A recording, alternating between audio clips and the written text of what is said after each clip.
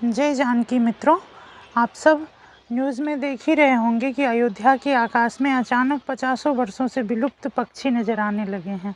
कोई उसे गिद्ध बता रहा है तो कोई उसे कह रहे हैं कि जटायु आ गए हैं भगवान श्री राम के मंदिर निर्माण की शुभारंभ के खुशी में। ये महज एक संयोग नहीं हो सकता है कि अचानक से 50 वर्ष से विलुप्त पक्षी आकाश में वो भी झुंड के झुंड नज़र आने लगे। तो ये इसे सिर्फ एक संयोग नहीं कहा जा सकता है, क्योंकि अगर ऐसा ही संयोग होना था तो इससे पहले क्यों नहीं हो रहा था ऐसा कुछ। ये अचानक से इसी बार जनवरी के मौसम में क्यों ऐसा होने लगा। तो ये सब सोचने वाली बात है। आप सभी जानते हैं कि अयोध्या में भगवान श्री राम की मंदिर निर्माण अपने अंतिम चरण में है। 22 जनवरी को मंदिर का भव्य शुभारंभ हमारे प्रधानमंत्री जी के द्वारा की जाएगी। मित्रों, कितने लोगों के तपस्या और सभी सनातनियों के इंतजार के बाद हमें यह सौभाग्य प्राप्त हो रहा है।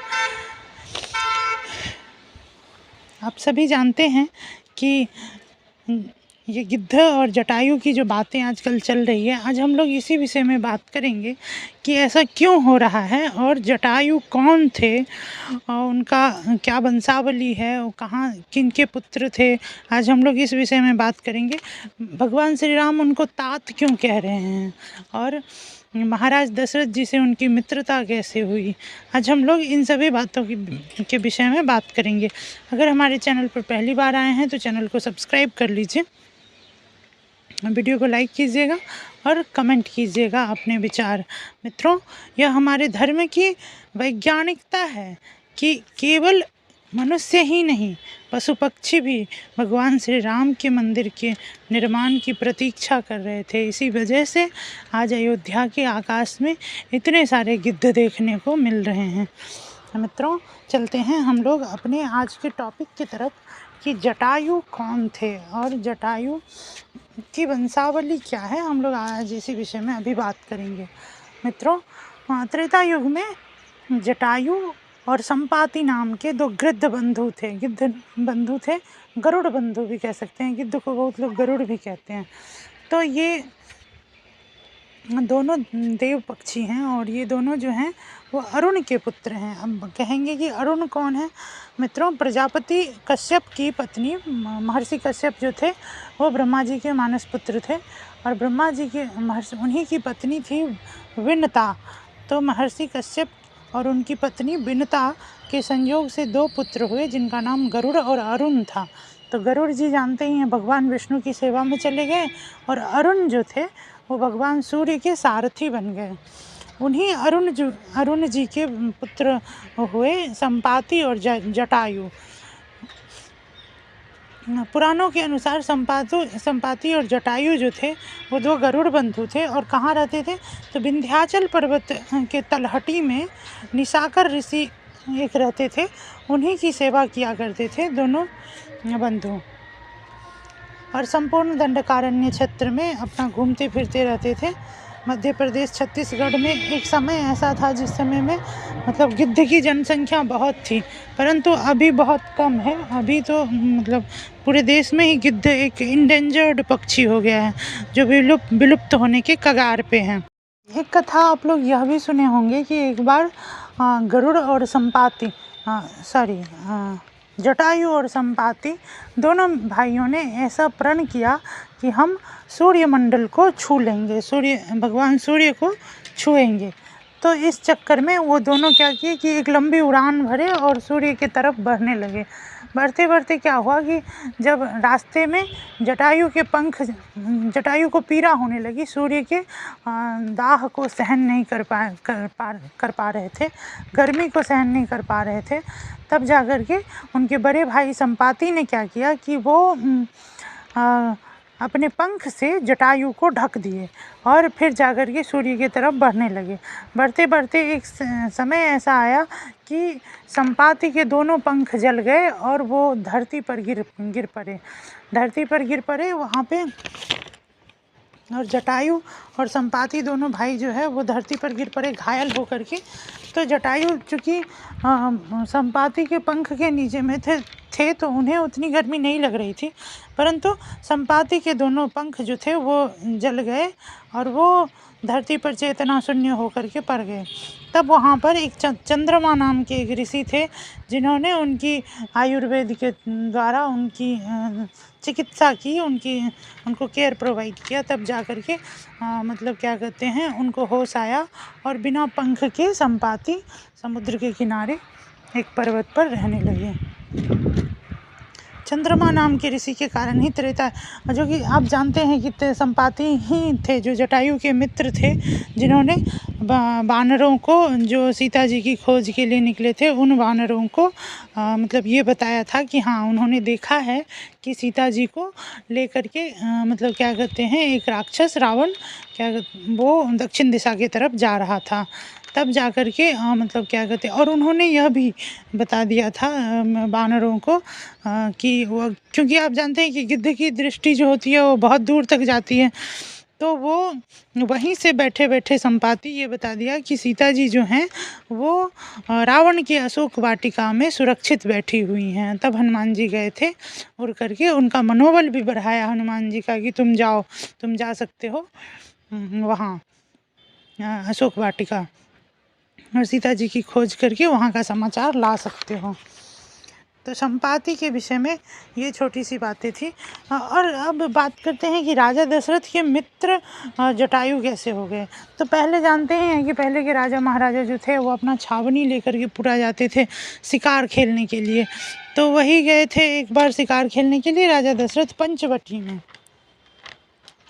तो पंचवटी में जब गए थे, नासिक के पास में जब पंचवटी में गए थे, तो जटायु वहीं पर रहते थे और वहीं उनकी मुलाकात हुई राजा दशरथ से, और तभी से वे दशरथ और जटायु जी जो हैं वो एक दूसरे के क्या हो गए, मित्र हो गए।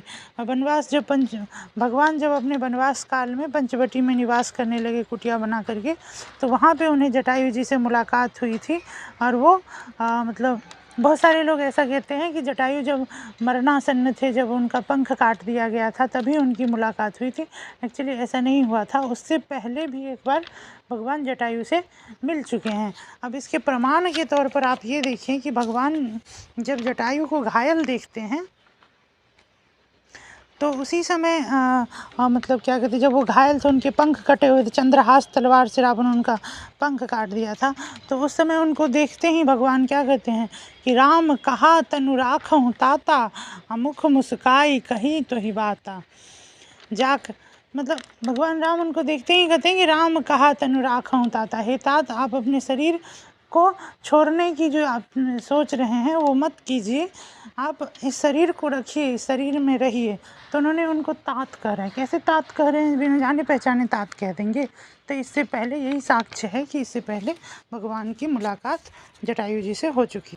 मित्रों, जब रावण सीता जी को हरण करके ले जा रहा था, तब जटायु आकाश में उड़ करके और रावण के ऊपर में आक्रमण किया, उनकी आंख फोड़ने की कोशिश की, परंतु बहुत देर के युद्ध के बाद जटायु वृद्ध हो चुके थे चूँकि, तो उन्होंने, रावण ने क्या किया कि उनका अपनी तलवार जिसका नाम चंद्रहास था, उससे उसका जटायु का जो था वो तलवार से पंख काट दिए। सीता जी की खोज करते हुए जब राम वहाँ से गुजरे तो उन्हें घायल अवस्था में देखे थे, और जो मतलब एकदम मरणासन्न स्थिति में थे, उसी स्थिति में जटायु को देखे थे। तब जा कर के उन्होंने उनका अंतिम संस्कार किया और उनको मतलब क्या कहते हैं, पिंडदान वगैरह भी किए, जैसे अपने पिता का पिंडदान किए थे, ठीक उसी प्रकार उन्होंने मतलब जटायु जी का भी क्या किया, पिंडदान किया।